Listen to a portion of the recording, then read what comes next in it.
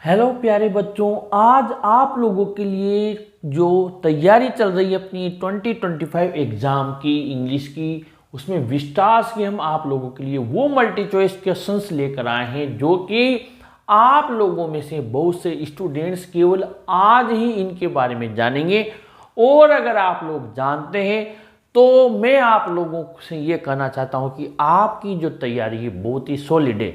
लेकिन अगर आप इनमें से बहुत से आंसर्स नहीं जानते हैं तो आज वो तैयारी और सॉलिड हो जाएगी, क्योंकि आज आप ये आंसर्स जान जाएंगे जो कि एग्जाम के लिए बहुत ही महत्वपूर्ण है, इंपॉर्टेंट है।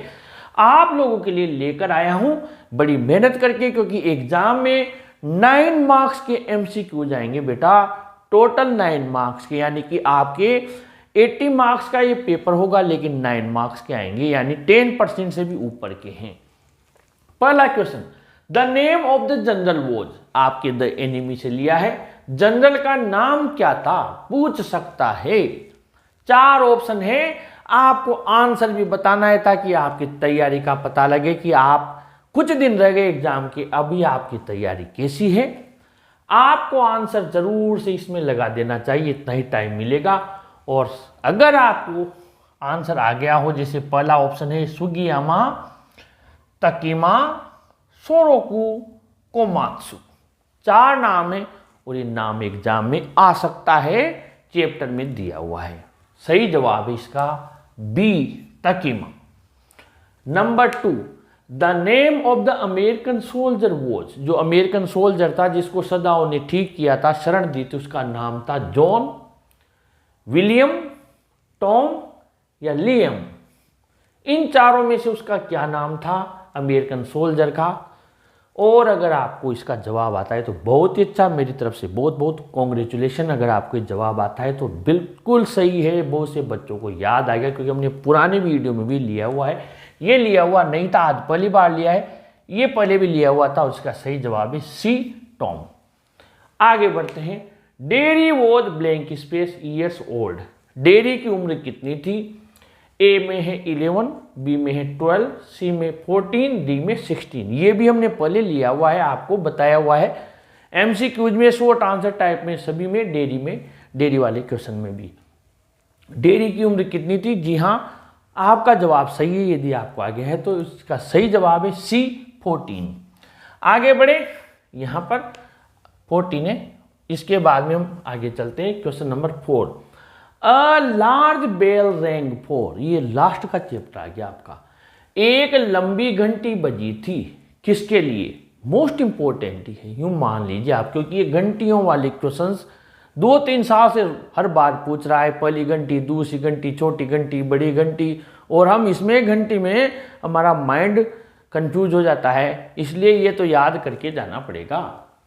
एक लंबी घंटी बजी थी, किसके लिए, ए प्रेयर के लिए, ब्रेकफास्ट के लिए, डिनर के लिए या लंच के लिए। जो लंबी घंटी बजी बहुत देर तक, क्यों बजी थी ये घंटी, आपके चैप्टर में लाइन वैसी की वैसी लिखी हुई है, इसके वीडियो के बाद में जाके चेक कर लेना आप। ये वाला जित कलासा वाले है उसमें आपके लिखी हुई है a large bell rang for, इसका सही जवाब है बी, ब्रेकफास्ट। ठीक है, अगर याद नहीं था तो याद रख लेना। इसके बाद में question number 5, vadai is cooked from, जो वडई है जो वो ओल्ड मैन लेके जा रहा था इसे लटका कर, वो बनाई जाती है। क्वेश्चन है ये आपके चैप्टर में, इंपॉर्टेंट चीज है। पोटैटो से, टोमेटो से, ग्रीन बनाना से या सभी को मिलाकर, ऑल। आपका आंसर आ जाना चाहिए। जो वडई वो लेके जा रहा था वो बनी हुई थी, किससे बनी हुई थी, ए बी सी, ए से, बी से, सी से या तीनों मिलाकर, ऑल, सभी से। आपका आंसर आ जाना चाहिए और इसका सही जवाब है सी, ग्रीन बनाना से। आगे बढ़े, number 6, we too are human beings has been taken from Bama's great work. We too are human beings जो आपका ये चैप्टर है, ये लिया गया है बामा के एक महान वर्क यानी कि पुस्तक से, जो उसने कार्य किया हुआ है, वर्क यानी जो पुस्तक जो उसने लिखी।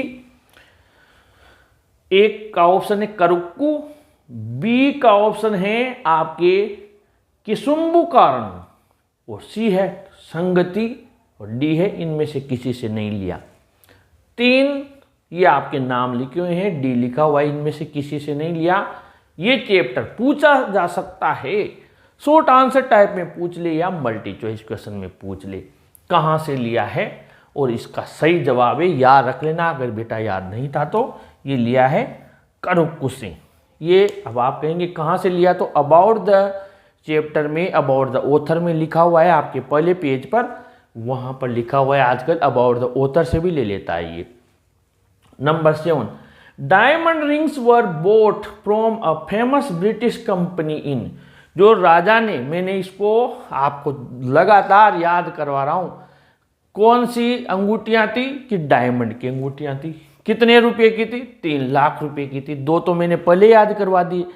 अब ये वाला है कि मंगवाई कहाँ से थी, क्योंकि तीनों तरीके से पूछ सकता है वो। ब्रिटिश कंपनी से मंगवाई थी, कहाँ से, मद्रास से, ए ऑप्शन, बी कलकत्ता से, सी बॉम्बे से, डी बेंगलोर से। इन चारों में से वो कहाँ से मंगवाई थी, ठीक है। और ये क्वेश्चन आपको कंफ्यूज कर रहा है, आज इसको हम सही करेंगे, क्योंकि बच्चों को पता है कि जो बाघ मंगवाया था वो अलग जगह से मंगवाया था, जो राजा को मारने के लिए 100वां बाघ मंगवाया था। जो 3 सर्जन्स आए थे वो अलग जगह से आए थे, और ये अंगूठियाँ अलग जगह से मंगवाई थी। और इसका सही जवाब है डायमंड रिंग्स केलकता से। इसके बाद में question number 8, same boat old currency, old style currency bye paying dollars.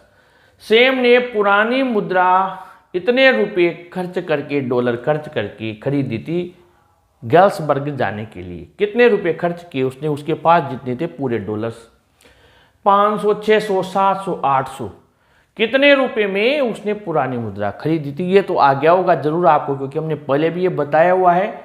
और इसका सही जवाब है आपके डी, $800। आज का last question, how much money did the narrator withdraw from the bank.